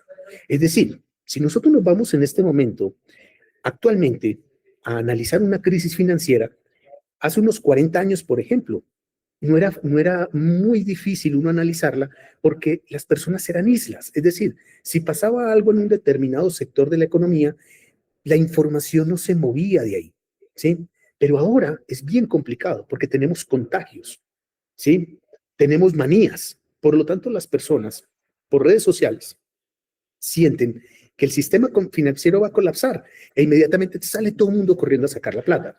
Y no sé si ustedes se dieron cuenta que eso pasó hace un par de meses con el Banco de Pichincha. Un rumor, simplemente fue solo un rumor. Y la gente estaba como loca yendo a los bancos a retirar el dinero. Miren lo que se logra o lo que ocurre cuando los agentes están expuestos a una red de comunicación, ¿sí? Entonces, ¿cómo vamos a hablar de agentes de agentes representativos cuando uno de los elementos fundamentales es la forma en que se propaga la información? Las personas piensan distinto. Entonces, este menú abre una serie de posibilidades para varios modelos. Entre ellos, seguía estando el modelo VAR, seguía estando el modelo de DSG carro, ¿sí? La estructura, y tendríamos modelos más avanzados que fueron evolucionando, como los modelos HANG y TANG. México fue uno de los primeros países que implementó el modelo TANG. El TANG es simplemente que como era tan difícil poder estimar el modelo Hank, que era de agentes heterogéneos, se realizó y se simplificó solo a 2 agentes. Por eso es que es T, que se llama TU. Entonces eran TU agentes heterogéneos bajo un esquema del paradigma neokeynesiano. Entonces, miren cómo eran los limitantes que teníamos de manera computacional para nosotros entender esta macroeconometría compleja que teníamos a partir del año 2008. Luego surge, y bueno, ya se venía trabajando con que la forma en que podríamos resolver el problema de la crítica de Lucas para que las personas no reaccionaran inmediatamente a una política económica y la dejaran totalmente inhabilitada, era trabajar con un enfoque de tipo bayesiano, ¿sí? Cuando nosotros hablamos de Bayes, que esto es importante, ¿sí? Porque es la base de todos los modelos, es la base probabilística y estadística de todos los modelos macrodinámicos. Aquí ya nosotros no podemos decir, no, es que no se puede utilizar, es que quiero hacerlo a través de modelo estático. No, o sea, actualmente, con la información que tenemos, ya es inevitable, algo así parecido a Thanos, de que nosotros utilicemos modelos que están basados en enfoque bayesiano. O sea, no hay forma de cómo movernos, literal, o sea, no hay manera de movernos. Entonces, al trabajar la parte bayesiana, ¿sí? Encuentran ya una primera huequito para resolver el problema. Sin embargo, seguía el problema computacional. Es decir, los bancos seguían trabajando sobre agentes, en este caso representativos, porque computacionalmente seguían con problemas. O sea, no lograban resolver esa heterogeneidad. Sistemas demasiado complejos, no tenían solución analítica y computacionalmente no les alcanzaba. Es decir, podrían simular en este caso este modelo, iba a pasar un año hasta que por fin tuvieran un valor estimado. ¿De qué le sirve a un banco poder tomar o medir el impacto de una política económica, una política monetaria, por ejemplo, un año después? O sea, no tiene mucho sentido, necesitaban tener medidas ya. Entonces, el hecho de tener nosotros problemas computacionales nos llevaba a que el agente representativo tenía que seguir. O sea, seguía acompañándonos en el proceso. Pero es que todos ya sabemos que no es representativo. Sí, pero computacionalmente no tenemos cómo resolverlo. Por lo tanto, los bancos preferían mejor seguir con estos modelos de DCG tradicionales, a pesar de las limitaciones, y simplemente imponiendo parchecitos al modelo, tratando de que se ajustaran de mejor forma a la realidad, ¿sí? Luego ocurre de que nos encontramos en economías que en términos econométricos ya no necesitamos trabajar de manera cerrada, necesitábamos trabajar de manera abierta, ¿sí? Lo cual hacía más complejo el modelo. Entonces, se plantea un primer modelo de solución en el cual aquí ya involucra el agente heterogéneo cuando liberamos, ¿sí? Cuando liberamos ciertos parámetros. Es decir, se establece ya una función, ya no se define linealmente, sino ahí vea, tome cualquier función, pero liberemos los parámetros. Liberemos YT-1, que sería la información previa que tenemos, y tenemos X sub T y teta, que terminan siendo parámetros e información macroeconómica que tenemos de los diferentes actores de la economía, diferentes agentes. Entonces, ahí es cuando uno de los primeros saltos que se da, por eso se conoce como el segundo modelo, es como un segundo empuje que tenemos para romper, en este caso, el agente representativo, es el modelo que permite jugar con varias opciones. O sea, el banco podría tranquilamente o moverse en un modelo lineal bar, o podría moverse en un modelo estructural DCG, o wow, podríamos intentar meter la parte no paramétrica a través del machine learning y las redes neuronales. Pero para el año 2015 seguíamos con esos problemas. ¿Cuáles eran los problemas? Imagínense ustedes en el 2015, chicos, y regrésense ustedes unos 10 años atrás, si en algún momento sabían de inteligencia artificial, nada. O sea, nada. Lo mínimo que hacíamos, bueno, lo máximo que hacíamos en Machine Learning era codificar, realizar un buen programita para hacer análisis de datos. Era punta ciencia de datos. Pero el Big Data o la Big Data solamente era para el SRI, o era para el IES, o era para el Banco Central, pero no teníamos data lo suficientemente grande como para nosotros decir, venga, apliquemos un Machine Learning. O sea, inclusive eso solamente estaba dedicado para los científicos de datos, no más. Y peor aún, redes neuronales. Siempre eran las mismas redes neuronales con 2, 3 capas y se acabó el problema. Entonces seguíamos con el limitante. Durante entonces ese periodo, sí, que fueron casi alrededor de unos 4 a 6 años, la macroeconomía en los bancos se seguía manejando de una manera tradicional. Fue tal que ciertos bancos latinoamericanos inmediatamente dijeron, no más modelos de SGI. Todo nos lo vamos a jugar por cuentas nacionales, por contabilidad nacional. Y empezaron a trabajar por ahí y empezaron a realizar sus proyecciones macroeconómicas simplemente trabajando de manera parcial, ¿sí? Pero no involucraban modelos estructurales, porque primero la data no era confiable, no teníamos capacidad de cómputo, y se quedaron ahí, y muchos hasta ahora se quedan ahí. Luego, cuando empezamos a desarrollar esta parte computacional, que eso ya empieza a ocurrir a partir del año 2015-2016, que ya se veían los pasos de Elon Musk, ¿sí? Con Tesla, con SpaceX, ya veíamos lo que estaba pasando con Mark Zuckerberg en Facebook, ya sabíamos lo que estaba pasando con Jeff Bezos. O sea, cuando todo el mundo empieza a hablar, a decir, miren, estamos haciendo ya Big Data, estamos trabajando modelos de aprendizaje automático, o sea, Machine Learning, estamos haciendo Deep Learning. Ciertos macroeconomistas, al menos de las universidades más target, que en este caso está Fernández Valverde, de la Universidad de Pensilvania, empieza a clavar una serie de papers que ustedes lo van a encontrar al final de esta presentación, en la cual empieza a mostrarnos el camino, a decir, hey, miren, sí, estamos con limitantes, pero venga, podemos trabajar macroeconomía de esta forma. Hey, miren, sí, hay que romper el agente representativo, rompamos primero esto.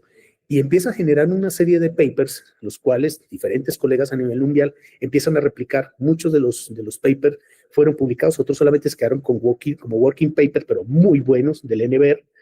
Y de ahí presenta y empieza a mostrar de que hay ciertas herramientas de ciencia de datos y de computación avanzada que podrían involucrarse en estos modelos ya DCG, pero con estos componentes de agentes heterogéneos, o sea, los modelos HANC.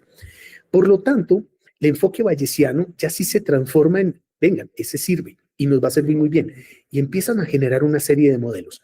En ese año sí se enriquecen los modelos HANC y empiezan a mostrar métodos de estimación basados en el enfoque bayesiano. Es decir, le empiezan a sacar ya ahora la riqueza, ese jugo que antes no le podríamos sacar, se lo podíamos sacar a través del enfoque bayesiano para poder entender al menos computacionalmente cómo resolver modelos DSG de tipo heterogéneo, es decir, agentes que no sean representativos.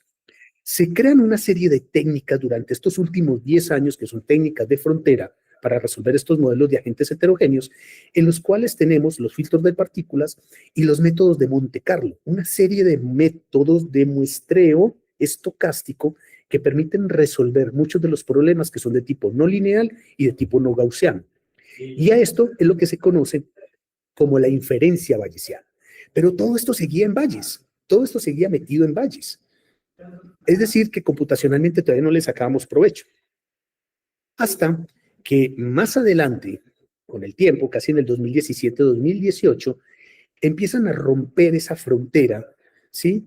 Tratando de comprender ese fenómeno bayesiano, mezclando elementos computacionales de Machine Learning y haciendo procesos iterativos de aprendizaje secuencial. Es decir, sin que todavía se utilizara el Machine Learning, los macroeconometristas, ya reconocidos como tal, que son gurús en el campo, empiezan a golpear puertita, a decir, miren, esto ya, estamos tocándole, hey, más computación. Claro, ya teníamos nosotros memoria RAM de 16 gigas, de 32 gigas para esa época, sistemas de almacenamiento ya de 1 tera, 2 teras. Mire que nosotros hace 10 años todavía andábamos con flash memory, ¿se acuerdan?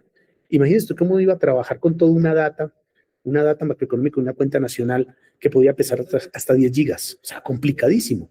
Por lo tanto, empiezan a romperse temas de almacenamiento, empiezan a romperse tema de captura de información, se tiene información mucho más precisa, tenemos ahora algoritmos mucho más precisos como el Machine Learning y empezamos a tocar esa puerta. Por lo tanto, ya los macroeconomistas notan que el proceso bayesiano se puede conjugar con el Machine Learning y empiezan a trabajar en esa parte del Machine Learning.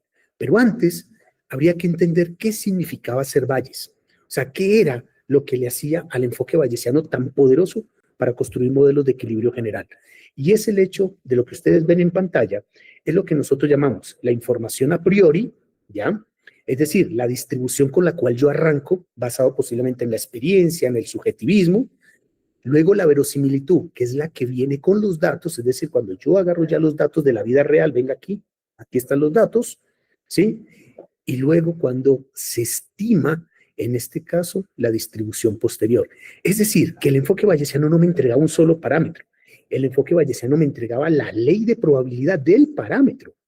Y ojo que esto rompe un esquema clásico de la estadística y la inferencia estadística. Cuando hacemos inferencia estadística, nosotros siempre estamos estimando un parámetro y cuando construimos intervalos de confianza, estimamos ese parámetro para saber entre qué valores a un nivel de confianza determinado se encuentra. Pero el enfoque bayesiano no hace eso.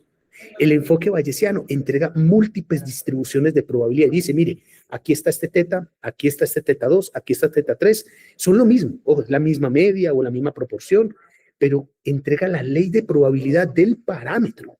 Por lo tanto, está entregando series sendas de posibilidades basadas en el conocimiento teórico y en el conocimiento empírico de la información que nosotros estamos manejando.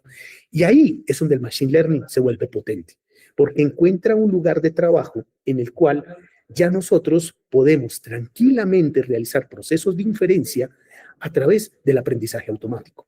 Entonces, noten cómo ha evolucionado las ecuaciones. Miren cómo partíamos de esas ecuaciones famosas de Killian-Prescott, luego pasamos a los precios de Calvo, luego se venían los métodos de Smith, ¿sí? Luego pasamos a los de Cristiano, luego llegó la crisis financiera, todo el mundo, ay, ¿qué vamos a hacer? Se empezó a golpear la puertita con el enfoque en este momento de agentes heterogéneos, porque no funcionaban, la puertica nunca se abrió porque no teníamos desarrollo computacional, luego llegan, ponen la estructura bayesiana, empiezan a romper la frontera computacional, y ahí sí llega el machine learning y dice, venga papito, aquí podemos estimar de esta manera. Ya no necesitamos hacer procesos de estimación basados en estructuras que sean, en este caso, estructuras basadas en que el estimado sea eficiente, sesgado, completo. No, ahora lo único que necesitamos es estudiar este tipo de función que tenemos acá, que es una función que combina dos elementos fundamentales, estimación bayesiana y lo que es el machine learning. Por lo tanto, los macroeconomistas ahora sí encontramos una forma de poder encontrar qué le va a pasar a ese y estimado, que por lo general lo que a nosotros nos interesa son esos cambios en el ciclo económico. Entonces, dado este tema, como ya tenemos nosotros este aprendizaje automático para entender esta dinámica y para romper estos esquemas computacionales que eran tan rudos, es cuando el machine learning se transforma en la herramienta del macroeconomista a partir del 2017. ¿Sí? Arrancamos a tener mejor calidad de datos, ya no solamente basarnos en una idea de que los datos provienen solo del Banco Central, ¿no? Aquí vienen inclusive de encuestas. Los Estados Unidos son uno de los primeros que trabajan a través de operaciones estadísticas para capturar datos del consumo y entender la dinámica heterogénea que tienen los agentes. Por lo tanto, los modelos Han ya empiezan a encontrar una forma de solucionarse, no de una manera puntual, sino a través de las distintas o la distribución de probabilidad que va a tener ese parámetro estimado del enfoque bayesiano.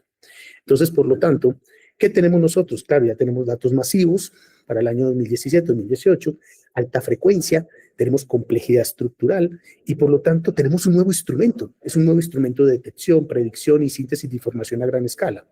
Ahora, ¿cómo esto se vincula con la econometría? ¿Por qué termina siendo la frontera de la econometría? Porque la econometría, al menos hasta el enfoque clásico, siempre ha estado interesado en realizar procesos de estimación de sus parámetros. En cambio, cuando hacemos machine learning, eso pasa a ser un segundo plano, inclusive a veces ni nos interesa. Nos interesa simplemente la variable endógena y cómo a través del conocimiento que se tenga de esa realidad o ese sistema económico que se está analizando, nos permite capturar patrones que puedan modelar el crecimiento, el decrecimiento, por ejemplo, del Producto Interno Bruto o del PIB. Entonces, tenemos técnicas, al menos en esta frontera, en las cuales está el newscasting, ¿sí? Que es muy utilizado en bancos a nivel mundial, porque parece como que fuera ese radar meteorológico que recibe indicadores inmediatamente, pues, activa las alertas de crisis, ¿sí? Y tenemos, por ejemplo, elementos tan importantes como es capturar la no linealidad que los modelos tradicionales de GCE a través de Prescott, la crítica de Lucas y todo lo que se hizo por allá en inicios del año 2000, ¿sí? Terminaron por ser fracaso completo para la crisis del 2008. Tendríamos en este caso entonces no linealidades, interacciones complejas, ¿vale? Y tendríamos ahora sí un compendio en los cuales nos garantiza que tendríamos una estructura económica, ¿ya? Que lo que nos interesa, nunca podemos votar la teoría económica, los algoritmos de aprendizaje y los modelos híbridos de interpretables de AI. Entonces, ahí el machine learning es cuando encuentra primero ocupación, al menos para los macroeconometristas, ¿sí? Y hablamos ahora de los AI-driven, de SG, son modelos en los cuales es un maneja durísimo el tema de la estructura teórica, pero con parámetros y reglas aprendidas de los datos. Es decir, que tenemos una red neuronal parametrizada con un teta que aproxima una función de valor en el problema dinámico de optimización, es decir, un aprendizaje de política óptima. Wow, o sea, eso es duro. Eso es lo que actualmente lo hace Colombia, lo hace Chile, lo hace México, pero Ecuador no lo hace. No tenemos modelos acá que sean híbridos y se requiere. Entonces, estos modelos son, ahora sí, la vanguardia de los modelos Han, que son modelos de agentes, en este caso, heterogéneos, ya no son agentes representativos, ¿sí? Tenemos también elementos que ya nos garantiza que no hay expectativas racionales, no las necesitamos tampoco, y los modelos se vuelven mucho más precisos.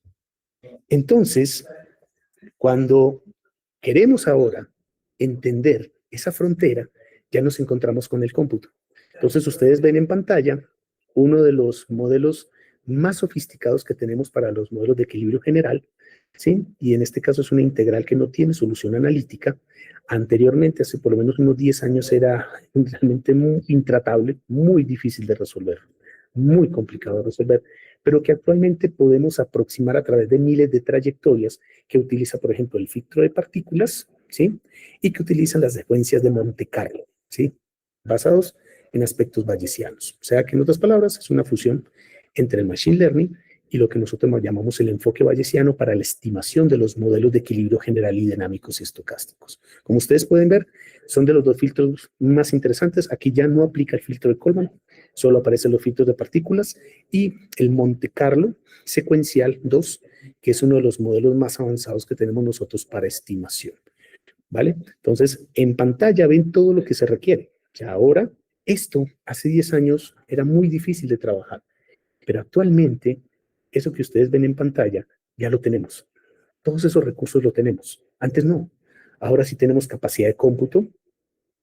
Ahora sí tenemos los motores del paradigma que los podemos resolver a través del muestreo masivo, ¿sí? Por el Hamiltoniano Monte Carlo, a través, en este caso, de la inferencia secuencial, que tenemos el filtro de partículas, que podemos nosotros estimar simultáneamente estados latentes, parámetros como los no lineales, no gaussianos, o sea, es un paradigma totalmente completo. Tenemos la optimización diferenciable, ¿sí? Y tenemos el cómputo paralelo, que fue muy utilizado hasta el año 2015.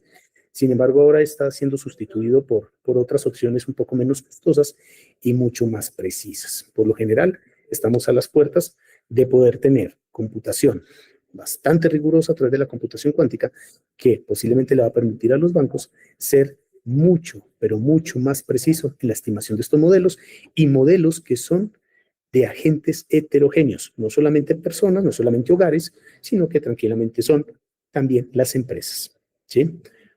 ¿Vale, chicos? Entonces, en definitiva, esta es la nueva infraestructura del macroeconomista. Es una infraestructura basada en los datos masivos que tenemos, de una Big Data, modelos estructurales, como el DSG, que es el carrito, pero sin embargo tenemos los Han, que en este caso serían los agentes heterogéneos, los ABM, que aunque son utilizados desde el ámbito post-keynesiano, también son muy utilizados, en paralelo vienen caminando juntitos. Tenemos el proceso de estimación, como ya les comentaba, que tenemos por métodos secuenciales de Monte Carlo, tenemos por los hamiltonianos Monte Carlo y tenemos por las demás opciones que ya les había mencionado, entre una de ellas el filtro de partículas, que es muy utilizado. Tenemos el machine learning como medio, ¿sí? Que nos permite ya hacer los procesos de estimación no de parámetros, sino de esa variable endógena, ¿vale? Y con eso le permite a los tomadores de decisión, al menos los tomadores de política económica, pueden definir realmente el impacto de lo que ocurre con una política de tipo monetario, o sea, aumento o disminución de tasa de interés o cualquier otro tipo de política no convencional que manejen los bancos. Y en general, toda una infraestructura abierta, es decir, códigos de programación, lenguaje de programación gratuito, todo accesible, todo transparente, con el cual los diferentes actores dentro de la investigación, docencia, puedan interactuar con estos modelos. Es decir, estamos ante un nuevo paradigma en la macroeconomía, al menos desde el ámbito empírico, que nos permite resolver muchos problemas, muchos. Ahora, la cuestión más importante acá, amigos, es de qué manera el Banco Central de los diferentes países, para no hablar solamente el ecuatoriano, realmente va a tomar pie de lucha en poder cambiar los paradigmas que actualmente están utilizando para estos modelos avanzados y modelos de política económica. ¿Vale, amigos? Gracias. No sé si tienen alguna preguntita.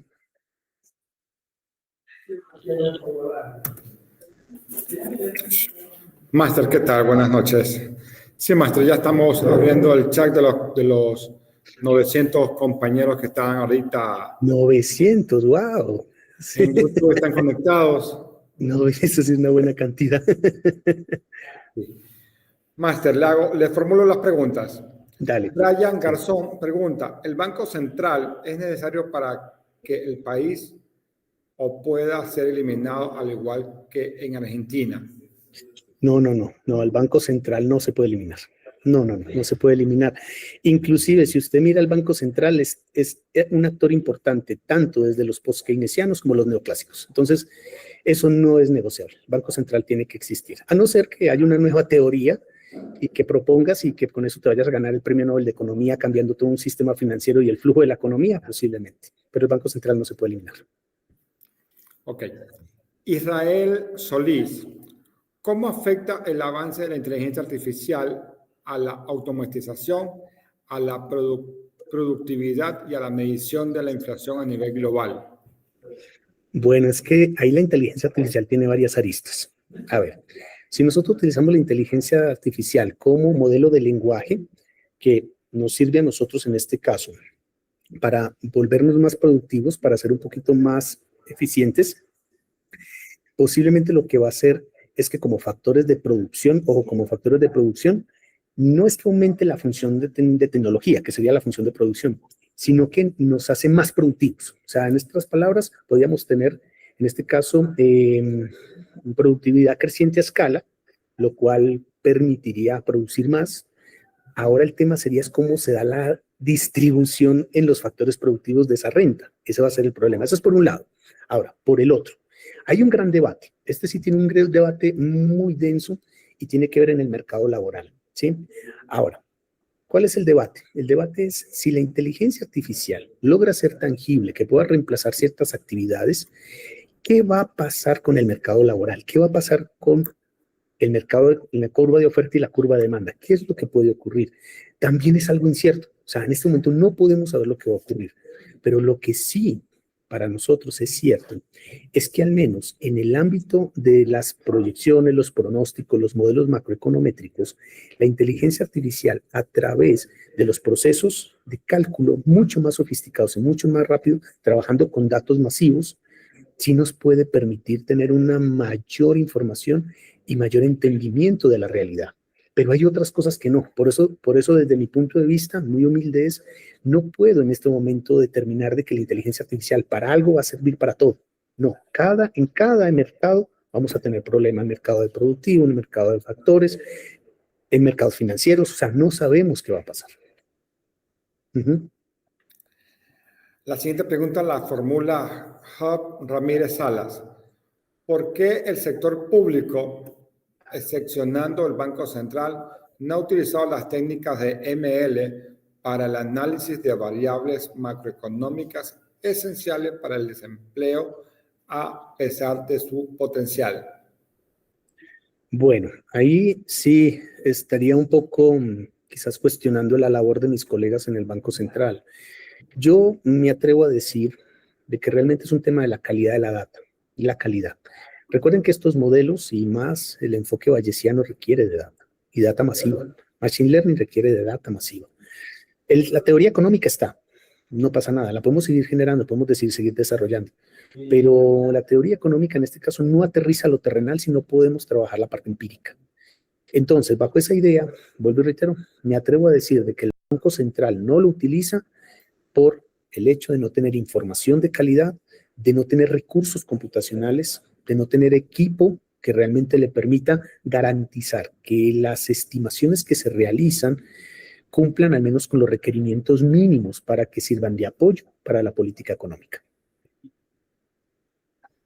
Listo. Grace Pacheco pregunta, estamos apenas a unos primeros pasos de la computación cuántica, pero su impacto económico será tan disruptivo como lo fue la revolución industrial. ¿Qué opinión tiene, Máster? Es que mientras que no salga el primer computador cuántico así para el usuario, es como la inteligencia artificial. Mire, nada más para hacer una analogía. La inteligencia artificial se dio hace casi 80 años. O sea, ya se venía trabajando y cuando eso ocurrió, todo el mundo decía, ¡ay, nos va a cambiar todo! Pero señores, apenas en 80 años lograron tener el acercamiento con los usuarios. Nosotros la estamos tocando apenas en el 2022. Lo mismo va a pasar con la computación cuántica. La computación cuántica sí está ahí, todo el mundo está trabajando en ella, pero para que nosotros la utilicemos va a pasar mucho tiempo, posiblemente va a pasar una década. Y en ese caso, ¿qué va a ocurrir? Pues mientras que nosotros sigamos siendo esos agentes competitivos, es decir, que no pesamos en un mercado, no movemos precio, no movemos cantidad, pues no va a pasar nada, ¿no? Simplemente lo que va a ocurrir es que las empresas grandes como IBM, como Google, que ya vienen trabajando en esos sistemas de computación cuántica, porque sí existen, pues seguirán derrochando dinero en eso y mejorarán sus sistemas y mejorarán su productividad, sus servicios, pero al final todavía para el usuario no. Y mientras que no lleguen los usuarios, olvidémonos que no vamos a tener un impacto, no vamos a poder cuantificar el impacto en la sociedad. Doctor, las inteligencias artificiales a los próximos 10 años o 5 años, ¿qué habilidades le va a quitar al economista a un futuro? No, es que me están lanzando preguntas, pero a matar. Es que no. A ver, vamos a ponerlo de esta manera. A ver, todos los seres humanos hemos pasado diferentes partes de la historia, hemos pasado por rupturas tecnológicas y sin embargo nos hemos adaptado. Por lo tanto, ¿que nos va a lastimar la inteligencia artificial al economista? Es que eso va a depender de ti. Si ustedes no se actualizan, si ustedes todo el tiempo no están a la vanguardia de lo que le permite mejorar o facilitar o volverse más productivo con la inteligencia artificial, tarde o temprano usted está saliendo del mercado, tarde o temprano. Pero que porque llegue la inteligencia artificial, entonces el economista, el estadístico, el matemático va a desaparecer, eso es imposible. Bueno, al menos lo diría yo en este momento. Hoy, podría decir que es imposible. No sabemos qué pasará más adelante. Pero hoy, en este momento, complicado, porque hay un tema que la inteligencia artificial no va a lograr trabajar. Y tiene que ver que la inteligencia artificial no es creativa, trabaja sobre lo que ya está preestablecido. Por eso la inteligencia artificial es muy buena para demostrar un teorema que ya está demostrado. Pero ¿qué pasa cuando quiere trabajar una conjetura? No lo puede hacer, a no ser de que el investigador esté detrás tratándole de acompañar en el proceso, por lo cual ahí ya no lo está haciendo la IA, ya lo estamos haciendo nosotros. Lo mismo va a pasar para el economista. La economía como tal, durante más de 100 años fue una economía desde un enfoque físico. Todos los modelos que tenemos en economía fueron heredados de la física. Así es, desde Newton hasta Nash. Pero ¿qué ocurre ahora? Ahora la economía es biología. Y si nosotros todavía nos cuesta entender la biología a través de ecuaciones diferenciales, porque nos cuesta mucho entender esa dinámica y la evolución, imagínate para el economista que venga una IA y nos vaya a reemplazar. Complicado. Al final el economista siempre entenderá que somos una ciencia social y que utilizamos las matemáticas, la física, la estadística como medios. Somos esos. Máster, queremos agradecerle por su tiempo y presentación. Vamos a emitirle y presentarle un certificado. En el chat de YouTube se han quedado muchísimas preguntas que ojalá que en una próxima oportunidad nos pueda acompañar y las podamos resolver presencialmente. Con el mayor de los gustos. De todas maneras, amigos, por si acaso, aquí les dejo los correos electrónicos para que por favor me escriban cualquier cosita del mayor de los gustos. Igual son bienvenidos aquí a la ESPE para conversar, dialogar. Así que ahí tenemos las puertas abiertas. Pueden tomarle capture, compañeros, para que puedan escribir a nuestro expositor. Ya tenemos en pantalla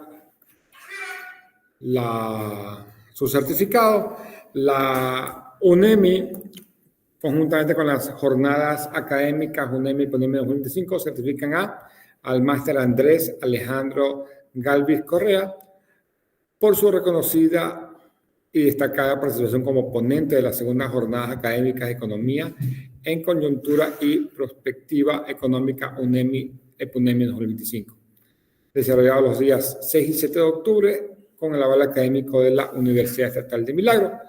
Los firmantes son nuestro rector, el ingeniero Fabricio Guevara, la doctora Yesenia Cárdenas, vicerrectora académica, y las autoridades también de la empresa pública.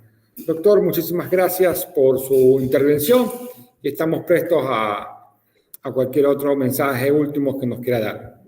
Gracias, Juan. Un saludo a todos, chicos. Éxitos, que les vaya súper bien como economistas. Nos vemos bastante. Que les vaya bien. Chao. Gracias, Juan. Compañeros, regálenme 2 minutitos, vamos a sortear el premio que lo teníamos ya previsto. Tenemos una super chompa de la universidad para que los que están dentro de línea puedan adjudicarla. La única condición es que estén ahorita escuchando hasta el final la conferencia. Vamos a hacer un pequeño sorteo. Yo voy a presentar mi pantalla. Denme un segundito. Denme un segundito. Creo que ahí estoy compartiendo mi pantalla de Excel.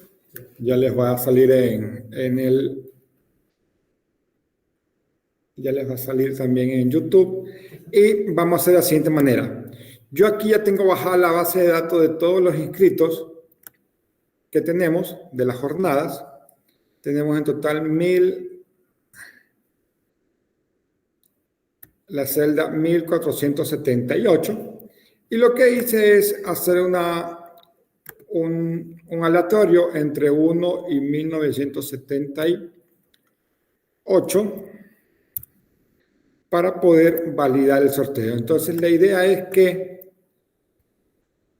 voy a correr la celda hasta la celda amarilla y va a ser el estudiante ganador. El número de aquí lo vamos a buscar en la base de datos y va a ser el número ganador. ¿Ok? Entonces, ahora sí, suertes para todos.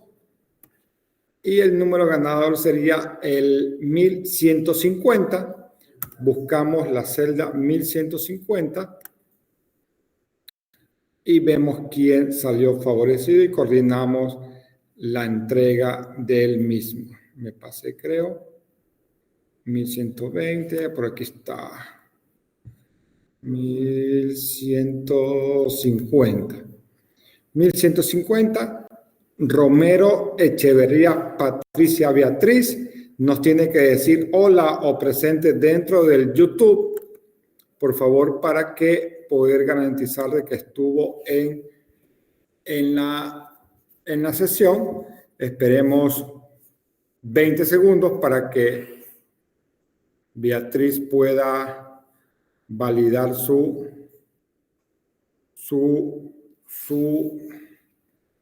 si no, volvemos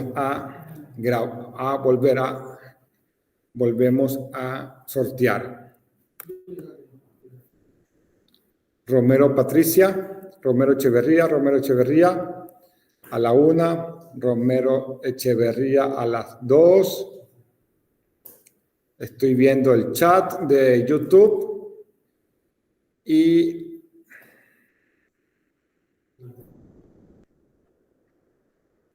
Romero Patricia, Romero Echeverría.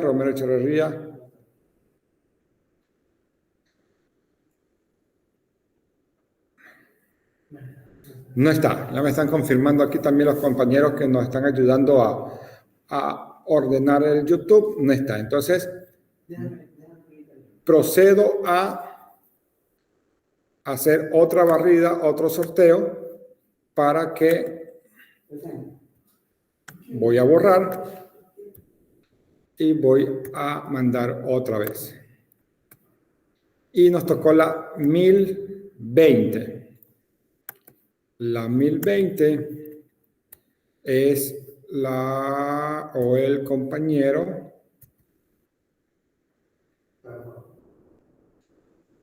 Y así vamos a estar hasta que alguien se la pueda ganar. Compañera Pluas Banchón Maoli Milena. La compañera Pluas Banchón Maoli Milena, por favor, que esté en la sala, diga presente. ¿Sí? Por ahí debe estar.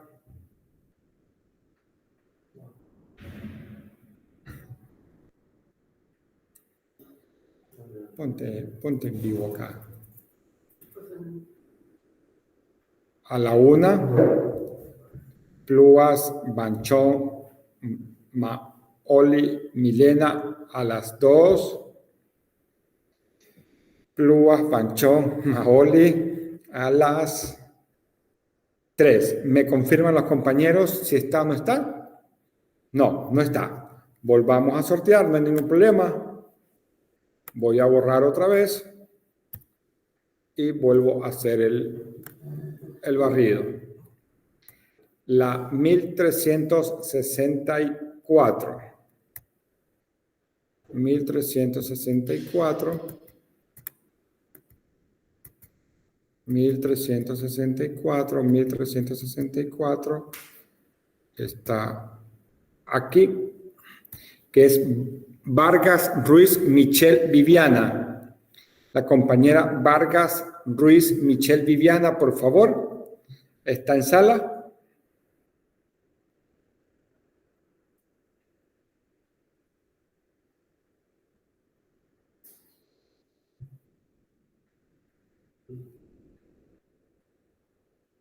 Vargas Ruiz Michelle Viviana.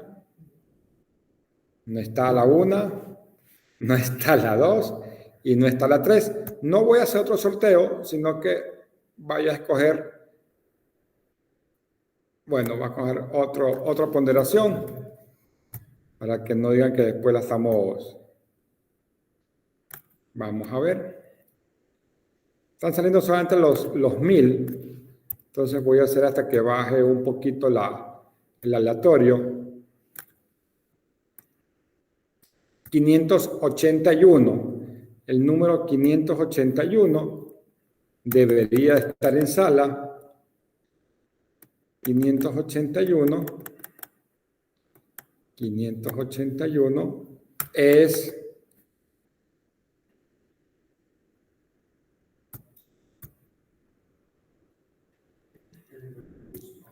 Guzmán Boorques Edgar Leonidas.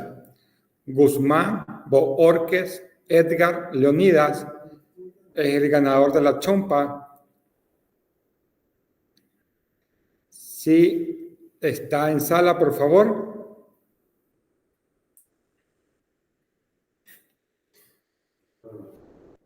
Compañeros, más criterios en el chat, por favor, acuérdense de que todo queda grabado, todos sus comentarios quedan grabados y lo revisan las autoridades de la carrera, por favor. Escribir con más criterio.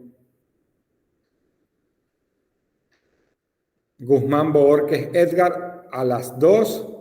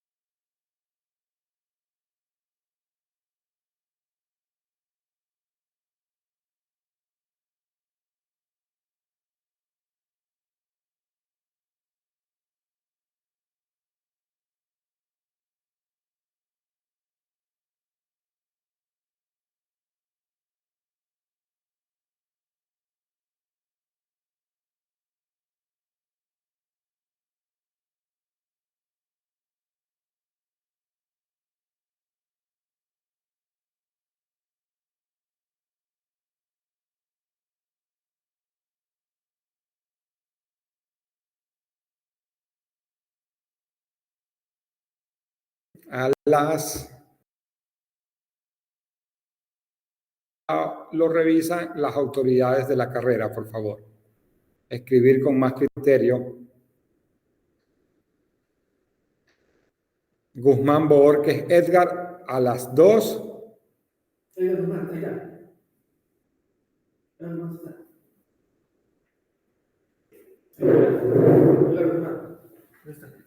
Y Edgar Guzmán a las presente. Ya apareció Edgar Guzmán. Lo pueden ver ustedes, compañeros, en el chat. Está con el nombre Edgar Guzmán. Sí está. Así que, Edgar, nos vamos a comunicar por interno para poderte hacer llegar la chompa de la UNEM. Compañeros, muchísimas gracias por estar en estas jornadas.